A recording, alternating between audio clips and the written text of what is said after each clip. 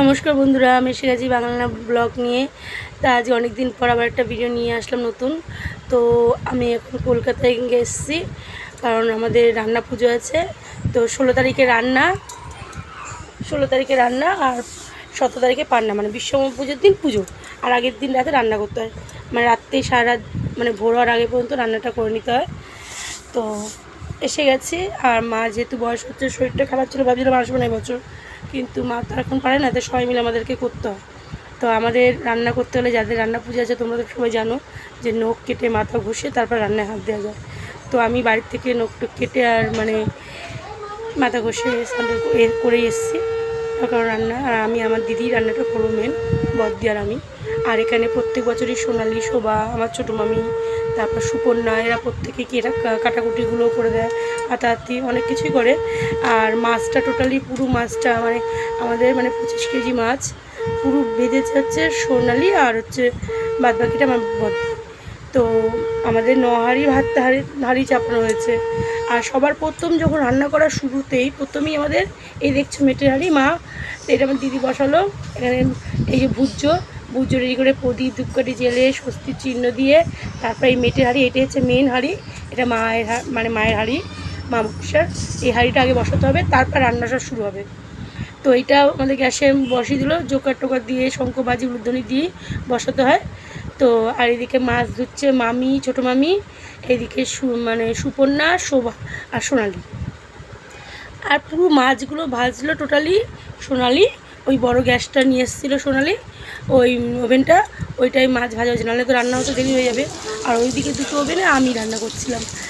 আর এদিকে মাছটা পুরো ভাজা হয়ে গেছে। ওরা যখন অর্ধেক মানে পুরোপুরি ভাজা হয়ে গেছে, কিছুটা ছিল এটা আমার বদ্দি ভেজে, আর বাদবাকিটা সবাই ভেজে দিয়ে গেছে। আর অত নারকোল, সেই নারকোল কুড়ানো থেকে সব প্রত্যেক বছরই আনন্দ করে সবাই করে। আর মায়ের এখন বয়স হচ্ছে, মা করতে পারে না, নরকম ভাজাভুজি হয়েছে, সেগুলো আমি ভেজেছি। আর মাছটা টোটালি আর চচ্চড়িটা সুপর্ণা আর মানে আমার বদ্দি মিলে করেছে। আর মাছটা সোনালি ভেজেছে আর আমার বদ্দি। আর চচ্চড়িটা মানে 5 মিশা দিয়ে চচ্চড়িটা হয় মাছের মাথা, তেল পুটকাটি দিয়ে আর মাছের ডিম দিয়ে, সেটা আমার বদ্দি আর সুপর্ণা মিলে করেছে, মানে আমার বদ্দির ছোটো ছেলের বউ। আর এইদিকে ডাল চচ্চড়িটা 6 হাঁড়ি ভাত আমি করেছি, 3 হাঁড়ি ভাত আমার বদ্দি করেছে, মানে মোট 9 হাঁড়ি ভাত নেমেছে। আর এই ডাল চচ্চড়ি বিশাল, মানে ঠাকুরের, জানি না ঠাকুরের প্রসাদ বলে এত সুন্দর হয়, খুব সুন্দর হয় জানো তো, খুব টেস্ট, হ্যাঁ খুব টেস্টি হয় এই ডাল চচ্চড়ি।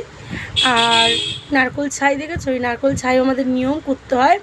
আবার অনেকে মানে পিঠা, মানে পায়েস পিঠাও করে, যেটা আমার দাদু আছে, আমার ঠাকুমার মানে ছোটো ভাই, সেই বাড়িতে, ওদের বাড়িতেও হয়। তো আমাদের ওই বাড়িতেও হয়, ওরা আবার পায়েস আর পিঠাটা ওদের নিয়ম আছে, যাদের যেটা নিয়ম সেটা করতে পারবে। এর কিন্তু মানে যে তুমি চাইলেই অনেক কিছু করা যাবে এরকম না। পায়েস পিঠাটা আমাদের বাড়ি এবার মানে আমার মায়ের বাড়িতে নেই আবার, কিন্তু আমার ঠাকুমার যে ভাই, তাদের বাড়িতে আবার পায়েস পিঠার নিয়ম আছে। তো ওইটা ওরা করে, ওই বছর ওই বাড়ির থেকে ওইটা পাঠায় আমাদেরকে, আমরা যেটা খেতে ভালোবাসি ওইটা আবার পাঠিয়ে দেয়। আর এখানে টোটালি রান্না 3:30টার মধ্যে কমপ্লিট হয়ে গেছে, মানে কাক ডাকার আগে আমাদের মা রান্না কমপ্লিট করতে হবে, সূর্য আলো ওঠার আগেই রান্না কমপ্লিট। এবার এই রান্না হয়ে গেছে, এবার আমাদের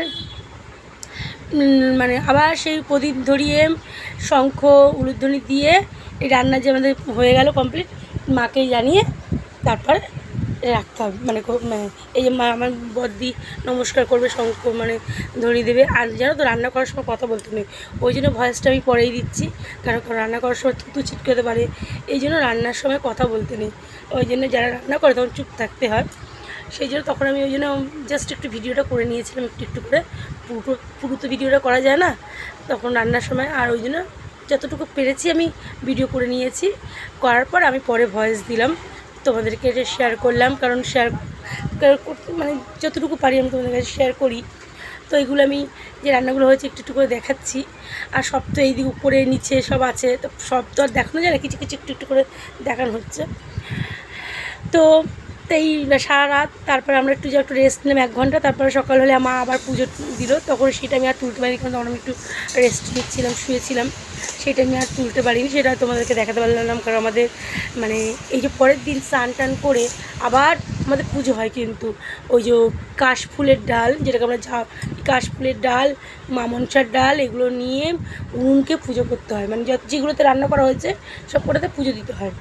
হ্যাঁ, তারপর দুধ লাগে, ফল লাগে, মিষ্টি লাগে, এগুলো তো লাগেই, ফুল লাগে, এগুলো দিয়ে পুজো দিতে হয় মাকে।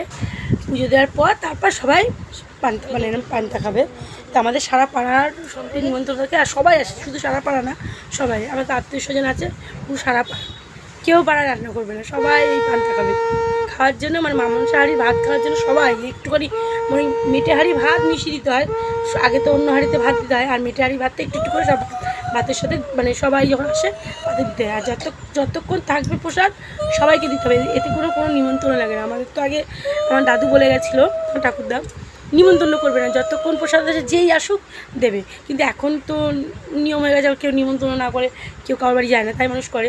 কিন্তু আমাদের রান্না পুজোতে অ্যাকচুয়ালি নিয়ম মানে নিমন্ত্রণ করে না, যতক্ষণ থাকবে যেই আসবে প্রসাদ দিতে হবে। তো বন্ধুরা কেমন লেগেছে বলো। আর এখন আমি চলে যাচ্ছি, কারণ একদিন থাকার ইচ্ছা ছিল, কিন্তু কী করবো, তাই আমার অফিস টাইমে ট্রেনে না প্রচুর ভিড় হয়, ওই একদিন থাকার লোক করলে খুব কষ্ট হয় বাচ্চাদের নিয়ে আসতে।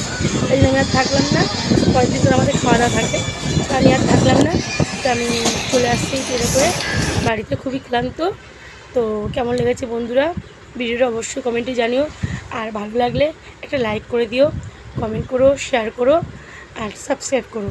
তো আজকের মতো এইটুকুনি বন্ধুরা, তোমরা ভালো থেকো, সুস্থ থেকো, টাটা, দেখা হবে নতুন একটা ভিডিওতে। টাটা বন্ধুরা।